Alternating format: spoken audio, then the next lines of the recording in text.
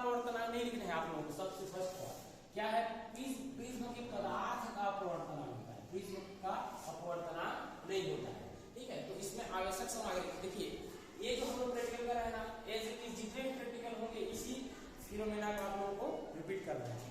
जैसे इसमें आवश्यक सामग्री क्या देते हैं, प्रिज्म लेंगे, एक ड्राइंग बोर्ड आता है, ठीक है, उसका ड्राइंग की जिसमें हम लोग काटते हैं, जहाँ पर विचलन हम लोग देखते हैं, और सफेद कागज, चांदा और मीटर स्केल जिसके थ्रू हम लोग एंगल मेजर करते हैं। ठीक है, तो और इसमें जो थ्योरी है, जैसे हम लोग न्यूनतम विचलन कोण को सबसे पहले हम लोग समझना पड़ेगा। तो न्यूनतम विचलन कोण क्या होता है, जैसे हम लोग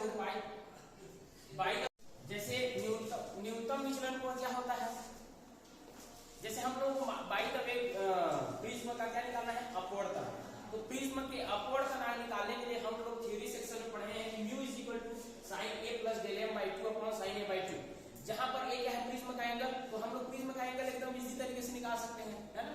लेकिन हम लोग को बात आता है डेल m, डेल m क्या है, न्यूनतम विचलन कोण, विचलन कोण नहीं है, न्यूनतम विचलन कोण। इसी के लिए हम लोग ये सब कर रहे हैं, है ना। तो विचलन कोण क्या होता है, जैसे बाई द वे हम लोग आपतन कोण, ये क्या होता है, आपतन कोण जानते हैं, एंगल ऑफ इंसिडेंस।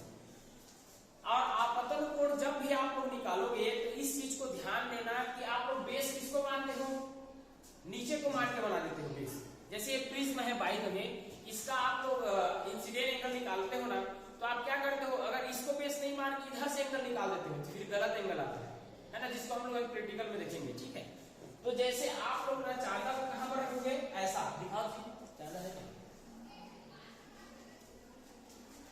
तो सबसे बड़ा गलती कैसे करते हो कि मान लो कि हमारे पास प्रिज्म है, तो आप एंगल इधर से मेजर करते हो, है ना, इधर से एंगल मेजर करते हो और ये बोलते हो कि सर 55 एंगल है ना, फिर इसको 55 एंगल बता देते हो, जबकि हमको एंगल मेजर कैसे करना है,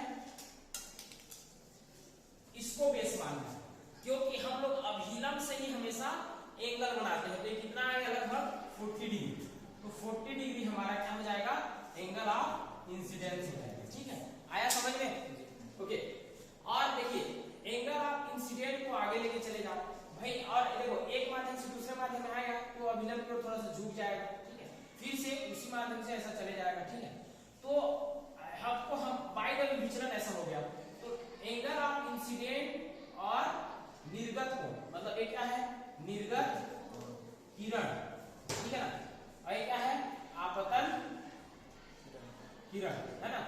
तो आपतित किरण को आगे लेके जाओ, ठीक है, या आपतन कोण को आगे और निर्गत कोण को पीछे लेके जाने पर जहां पर भी एंगल बनता है, ठीक है, तो थोड़ा सा मैं और इसमें क्लियर बताता हूं। जैसे ये प्रिज्म है, तो आपतन कोण को आगे बढ़ा दें और बाई द वे ऐसा करके निर्गत इधर, है ना, तो और निर्गत कोण को पीछे लेके जाओ, तो जो विचलन मिलेगा वो क्या होगा, विचलन कोण, जो एंगल मिलेगा उसको क्या बोलते हैं, विचलन एंगल, है ना, ठीक है ना, विचलन कोण। अब क्या करेंगे हम लोग, ये हमारा मेथड में वही लिखते जाओगे। हम लोग एक ड्राइंग बोर्ड लेते हैं जिसमें हम लोग प्रिज्म को एक सीक्वेंस वाइज रखा जाता है, जैसा हम लोग अभी प्रैक्टिकल करेंगे ये चीज आप लोगों को इसमें लिखना है। ठीक है, तो अब देखो प्रेक्षण सारणी, तो आपतन कोण के मान को बढ़ाते जाना है। ठीक है, कैसे बढ़ाते जाना है, जैसे हम लोग प्रैक्टिकल करेंगे तो 30 डिग्री सेल्सियस आपतन कोण, उसके लिए विचलन कोण क्या आता है, फिर 35 डिग्री सेल्सियस, फिर 40 डिग्री, फिर 45, फिर 50 एंड 55, ऐसा आप लोग, और 40, 50, 60 में भी आप ले सकते हो एज योर विश। तो यहाँ पर आप लोग देखोगे तो विचलन कोण का मान पहले ना बढ़ेगा, जैसे बाई द वे एग्जांपल बता रहा हूं, जैसे 50 आएगा, ठीक है, बाई द वे 40 आएगा, फिर 30 आएगा, उसके बाद फिर से ना एक बढ़ना शुरू हो जाता है। अगर 35 आ गया, अगर इसका 36 आ गया, इसका 38 आ गया, बाई द वे एग्जांपल बता रहा हूं। तो देखो आपतन कोण के मान के लिए विचलन कोण का मान पहले बढ़ा था, उसके बाद धीरे धीरे धीरे धीरे घटता चला गया और एक स्थिति में विचलन कोण का मान न्यूनतम प्राप्त हो, उससे फिर से विचलन कोण बढ़ने लगा, और इसी को क्या बोलते हैं, न्यूनतम विचलन कोण। अब देखिए आइडियल ग्राफ के द्वारा बनाने के लिए बोला है उन्होंने, तो आइडियल ग्राफ कैसे बनाओगे, जब भी मैं ग्राफ बनाने का तरीका बताया हूं, जब भी आप ग्राफ बनाते हो तो एक्स एक्सिस में किस क्वांटिटी को लिया जाता है, स्वतंत्र हो, है ना। तो स्वतंत्र कौन सा है? आपतन कोण, क्योंकि स्वतंत्रता है आपको कि आपतन कोण आप कितना भी ले सकते हो, वो तुम्हारे ऊपर डिपेंड है ना। अब क्वेश्चन पूछोगे सर का आपतन कोण का, अरे भाई उसमें प्रिज्म में बहुत सारी लाइट आ रही है, सिर्फ हम एक लाइन को खींच रहे हैं कि वो लाइन कैसा बिहेव कर रहा है, वही उसका आपतन कोण। तो आपतन कोण को लेना आपका एज और 20 है कि नहीं, इसी कारण जो स्वतंत्र है उसको x एक्सिस में लोगे, तो यहाँ पर आपतन कोण लोगे, और जो हम आपतन कोण पर डिपेंड है डेल, न्यूनतम विचलन।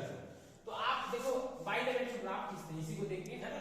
तो I पर मान लो 20 है, 10 है, 20 है, 30 है, 40 है, 50 है, 60 है, 10, 20, 30, 40, 50, है ना। तो देखो 30 डिग्री है कि नहीं बच्चों, 30 डिग्री में कितना आया 50, लमसम यहाँ पर आएगा। उसके बाद 35 में कितना आया 40, तो लमसम यहाँ पर आएगा। उसके बाद 40 में कितना आया 30, यहाँ पर आएगा। उसके बाद 45 में कितना आएगा 36, लगभग यहाँ पर आएगा। फिर 50 में 36, लगभग यहाँ पर आएगा। उसके बाद 55 में 38, लगभग यहाँ पर आएगा। तो देखो ऐसा ग्राफ प्लॉट करोगे, है ना, ऐसा हमको ग्राफ मिलेगा। ये हमारा क्या है, न्यूनतम विचलन।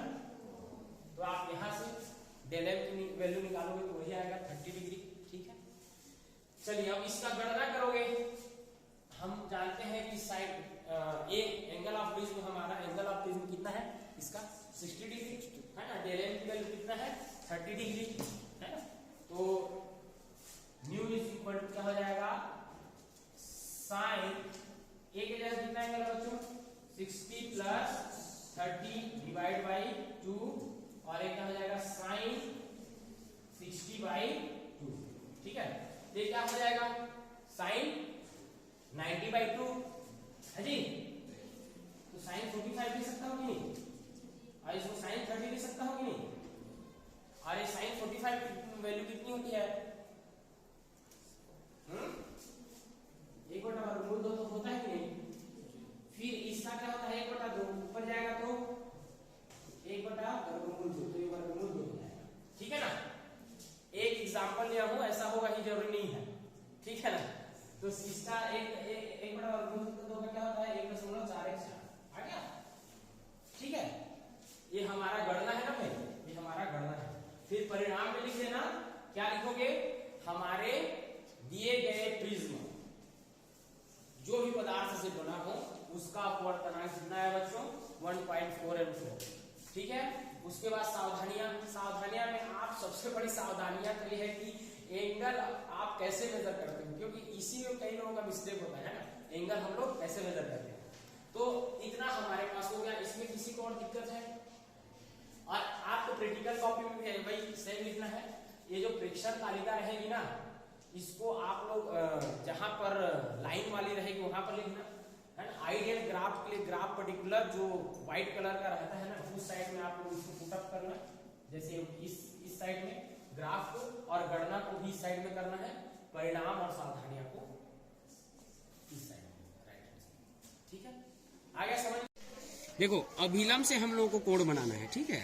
तो एंगल ऑफ इंसिडेंट के लिए ना, देखो ये अभिलंब है, ठीक है। तो हम लोगों को यहाँ से एंगल मेजर करना है, यहाँ से नहीं ना, ऐसे नहीं, ठीक है। कहाँ से एंगल मेजर करना है, अभिलंब को ऐसे रखना है। अब ये देखो ये कितना अंश है 10, 20, 30, बाई द वे मैं 30 के लिए लेता हूँ, है। तो यहाँ पर इसको पॉइंट आउट कर दो 30, ठीक है। तो यहाँ से इसको मिला दो, जहाँ रेड पेन है ना वो एंगल ऑफ इंसिडेंस है, ऐसा मान के चलना हो, ठीक है। ये क्या है आपतन कोण है, I = 30। आ गया बच्चों समझ में। तो आप अपनी मर्जी से कहीं भी दो पिन को ऐसे करके गाड़ देना है यहाँ पर, ठीक है। ऐसे करके दो पिन को गाड़ देना है ऐसे, ठीक, गाड़ दिए। अब इसके जगह हम लोगों को क्या लेना है, प्रिज्म लेना है, ठीक। इसी शेप में जहां पर मैं इस पर बनाया हूं उसको प्रिज्म लेना है, ठीक है। अब इधर से हम लोगों को देखना है, यहाँ से इधर लाओ कैमरा, यहाँ से देखो हम लोगों को देखना है यहाँ से हम लोगों को ये देखना है कि जहाँ पर दोनों, देखो यहाँ पर दोनों पिन अगर एक साथ हो जाएं, वहाँ पर पिन को गाड़ना है। ठीक है, जैसे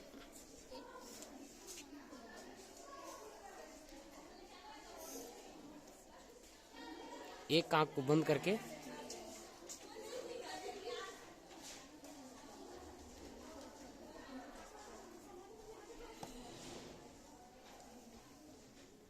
एक हो गया, और एक और पिन को गाड़ना है।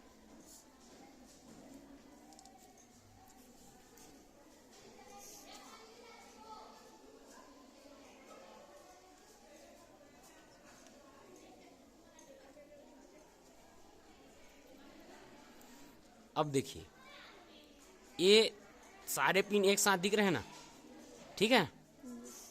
तो अब ना इसको आपस में मिला लेना है, और जहां पर डॉटेड लाइन है उसको ऐसा कर देना है आप लोगों को, ठीक है। और एंगल ऑफ जो इंसिडेंस था उसको आपको आगे बढ़ाना है, क्योंकि आपतन कोण के मान को, आपतन या आपतित किरण को आगे लेके जाना है, ठीक है। और निर्गत, देखो निर्गत को मैं ब्लैक से कर रहा हूं, ठीक है। तो निर्गत कोण को या निर्गत किरण को पीछे लगे, देखो निर्गत किरण यहां तक है बस, लेकिन ठीक। तो जैसा हम लोगों का प्रायोगिक एक्सपेरिमेंट है, थियरी सेक्शन में हम लोग देखे हैं, आपतन कोण के मान को बढ़ाते जाना है, उसके सापेक्ष विचलन कोण हमको निकालते जाना है। तो यहां पर हम लोग इसका विचलन कोण हम लोग निकालते हैं, ठीक है।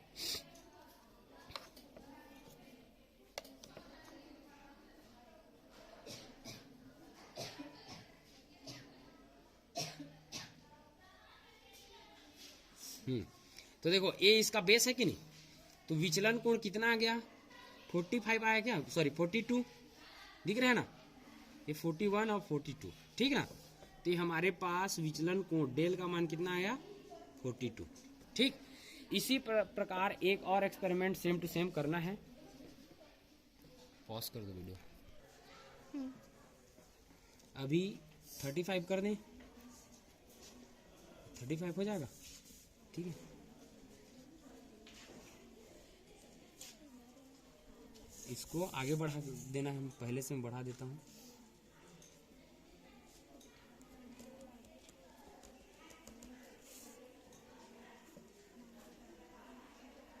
ठीक है, फिर से प्रिज्म को रखना है, पहले 2 पिन को गाड़ दो यहाँ पर, कहीं 2 जगह।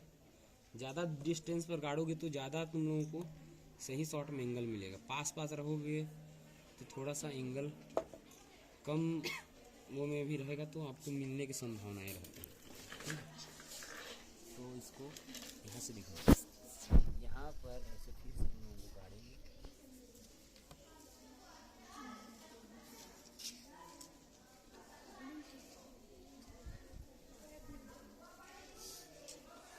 देखिए यहाँ पर हम लोग फिर से इसको देखेंगे ना, देखो सारे पिन एक साथ दिख रहे हैं ना, ठीक है। देखो फिर से इस पिन को निकाल देना है, और फिर से एंगल ऑफ डेविएशन,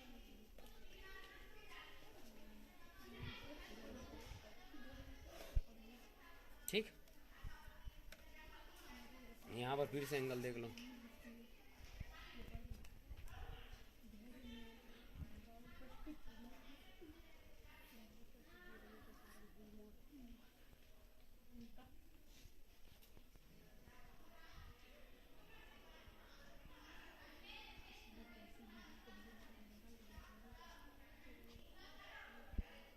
कितना आ गया,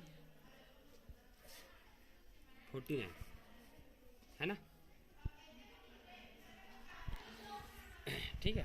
अब हम लोग रोक देना उसको पर, फिर से हम लोग को एक साथ सारे पिन को एक साथ करना है और ऐसा करके गाड़ देना है, ठीक है।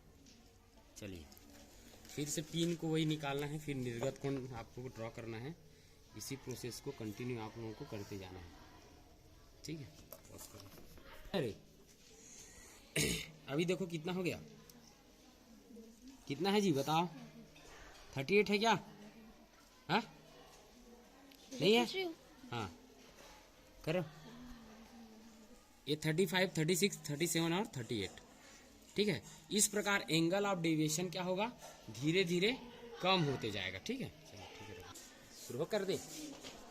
देखिए अब ना इसी प्रोसेस को हम लोग बार बार रिपीट करेंगे ना, तो एंगल ऑफ डेविएशन धीरे धीरे घटता चला जाएगा, ठीक है।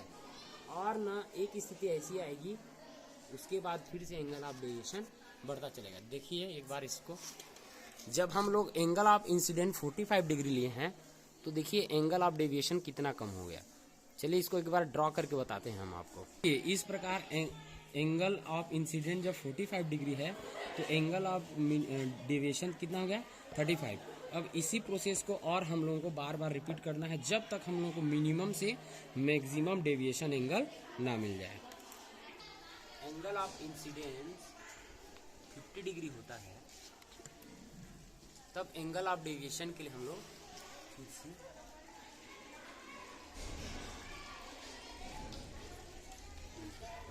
इस प्रकार हम लोगों को एंगल ऑफ डेविएशन फिर से मिल गया है ना, ठीक है। इसको फिर से आप ग्राफ से प्लॉट कर सकते हैं ऐसा, ठीक है। उन दोनों को फिर से मिलाओगे,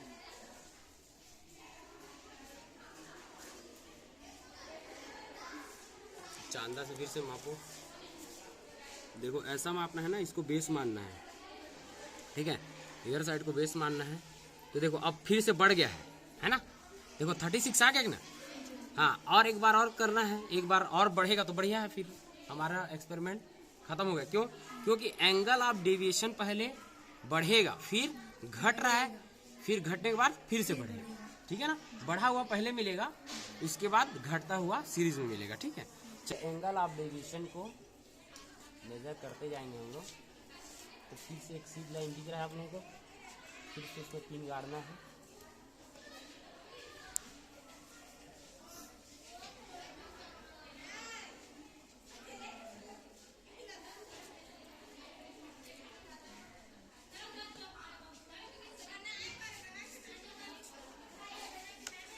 देखो